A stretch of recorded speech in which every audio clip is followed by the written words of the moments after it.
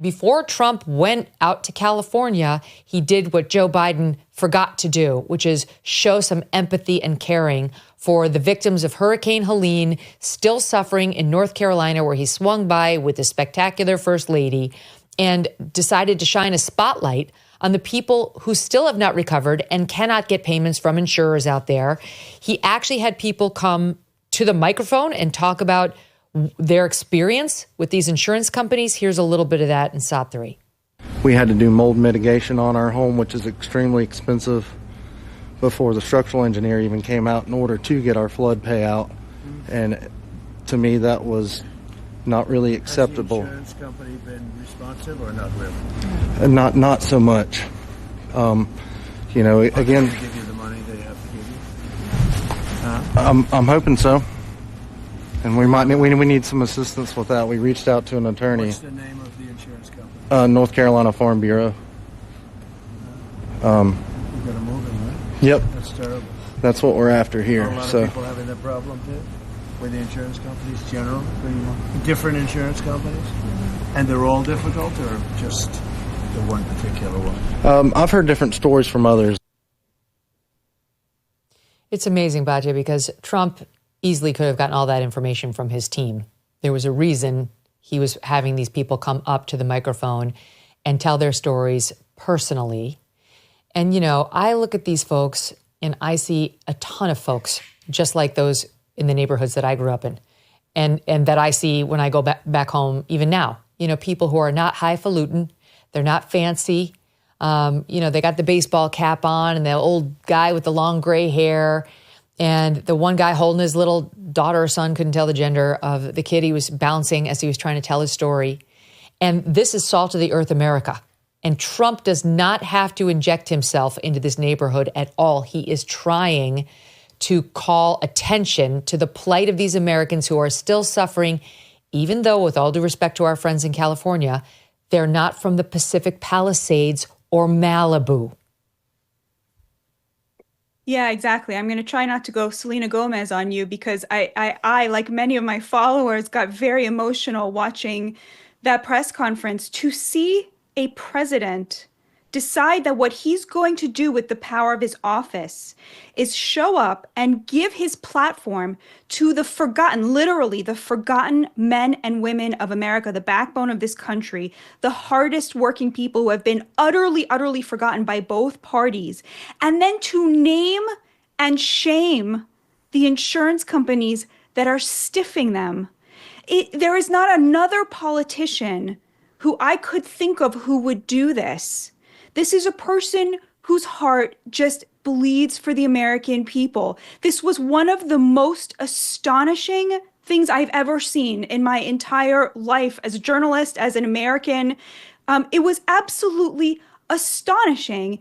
You could see the love that went back and forth between the president and these people. These are the people that he was elected to serve. And this was his first stop on his way, as you say, Megyn, to go and speak to and help the much more affluent people in California. This is a man who intends to be the president of every American. Whether you're a broke person in Appalachia or a rich person in California, he's going to show up and simply demand better for you. Telegraph the singular message. You are not alone because I am here. I never thought I would see something like this. There's something about it that is just unbelievably humbling and pure and godly. And it brings tears to my eyes. I don't quite know how to process what we are seeing here because I don't think it's something any of us expected to see. And pay close attention to which Democrats recognize this, that there is something happening here to us as a nation.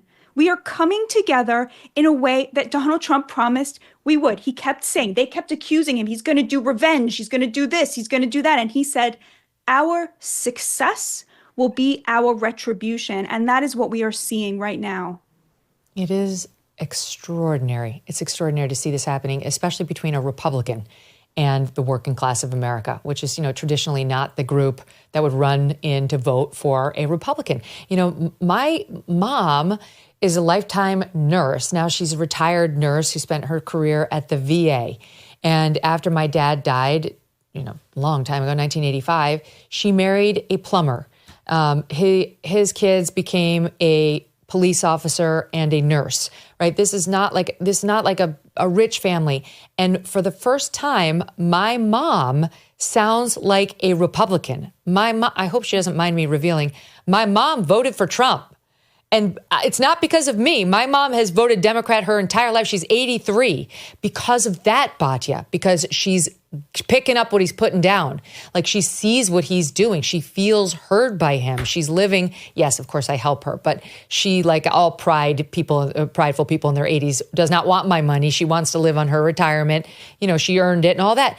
And she sees what's happening with the inflation and the money. And so, like, that's what caused her to open her mind to Trump after a lifetime of being told by my Nana, who passed in 2016 at 101, Republicans are for rich people. And they're starting to see with Trump, that's no longer true. Yes, absolutely. And I think, the fact that the media is trying to run the 2016 playbook and sitting there weeping and in tears over murderers and rapists, it's falling so flat, especially in light of what you just said, Megyn. Your mom was one of millions of Americans who were Democrats a year ago, 2 years ago, 5 years ago, 15 years ago, who have found in the MAGA movement specifically a home, this glorious multiracial, multi-ethnic working class coalition, thanks to Donald Trump and honestly, Steve Bannon, who played a huge role in this, in explaining to people what was happening here, that this is not white nationalism, this is nationalism, this is love of country, this is regular folks, not fancy folks, average, hardworking people who have been screwed over again and again and again, put last again and again and again, and then smeared as racists for daring to want a better future for their children.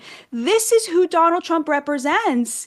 And because of this glorious coming together on November 5th, it is no longer possible for the media and the Democrats to get away with lying on him and smearing him. When they lie about him, they are lying about the American people, and the American people know that. So they just can't get away with it anymore. We're really about to enter a glorious new golden era of unity and common ground and coming together around common sense values that this country was built on. The idea that you owe something to your neighbor first, that we owe something to our citizens. It has to mean something to be an American. You can't just give that away to rapists and murderers from Colombia and expect the American people to just take that. We're done with that.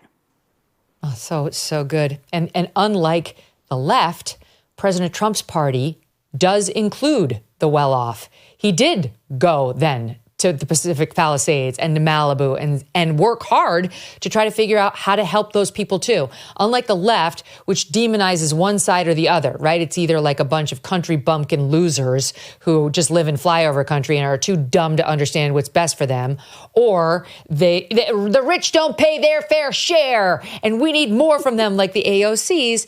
Trump is finding a way to just bring everyone together. The only people not in his coalition are the people who refuse to be in it because of their far left woke ideology that won't let them see what he's offering, right? What's happening right now in the country. Not everybody felt about Trump's visit to North Carolina the way we did. Not everybody was inspired by what he did this past week.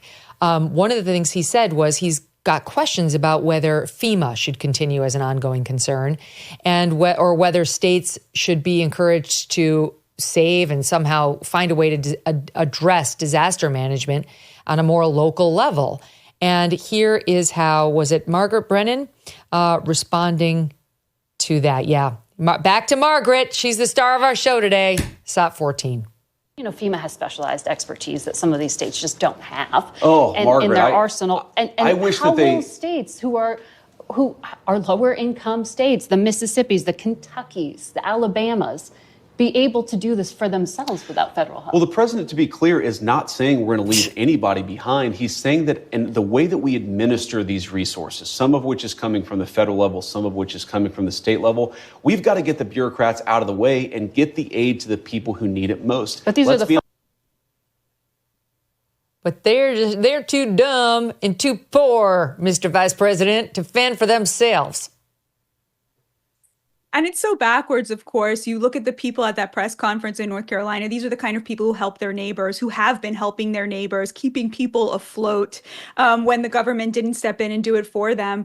I've been obviously super critical of certain aspects of Elon Musk and Doge and what have you. But the idea that some massive government bureaucracy that has failed time and again to equitably distribute aid to the people who most need it knows better what's good for these people than they do themselves is just laughable. And you saw in California how, exactly like you said, Megyn, Donald Trump was speaking up for people who just wanted to go home and use their own money and try to find their precious belongings that they could salvage, try to clear whatever it is. They want to use their own money to do it. And the government was literally getting involved, and Karen Bass not giving them permits to do this. And all Donald Trump said was, why can't they do it? And she goes, oh, well, they can do it in a week. Well, a week is a very long time. I mean, this is what he's doing. He is showing up and saying exactly what you wish you could say, but you can't because you have not been given a voice and you have not been given the right to do that. The most obvious, commonsensical thing to help people who are suffering. You've got the Mississippi governor, Tate Reeves, coming out on X saying hilarious elitism by Margaret Brennan and CBS News, claiming that Mississippians know less about emergency management than D.C. bureaucrats, all because her favorite Democrats in California and North Carolina have failed their constituents. Very interesting. I mean, she just can't, trust me, I've worked in the mainstream media. She can't fathom that these yokels down in places like Mississippi could ever help themselves. That's how she sees them. That's honestly, I guarantee you, that's how she sees them. And she thinks that's what makes her a good person. She thinks like her inability to see them as capable of managing money, of managing an emergency is what makes her their benevolent saint, right? She's going to pressure J.D. Vance to keep the FEMA federal bureaucrats in charge of their wellness because they're too dumb to do it themselves. It's like it's dripping out of her pores. We continue to face uncertainty when it comes to the economy, with a perfect storm brewing as Social Security and Medicare hit a breaking point, as the largest generation is hitting retirement. A smaller workforce means a smaller tax base. You pair that with our growing national debt and rising cost of living, and we could have a big problem. So, what are you doing now to protect your family for the future? Gold can be a safe haven in hard economic times, and Birch Gold makes it easy to diversify a portion of your savings into physical gold. Birch Gold will help you transition an existing IRA or 401k into an IRA in gold, and it doesn't cost you 1 cent out of pocket. Protect your future today by texting MK to 989898 and get your free info kit on gold and a copy of The Ultimate Guide for Gold in the Trump Era with a foreword by Donald Trump Jr. No obligation, just information. Birch Gold has earned the trust of countless Americans looking to safeguard their savings. Text MK to the number 989898 today. Thanks so much for watching. If you like what you just saw, hit the subscribe button for more clips and full episodes.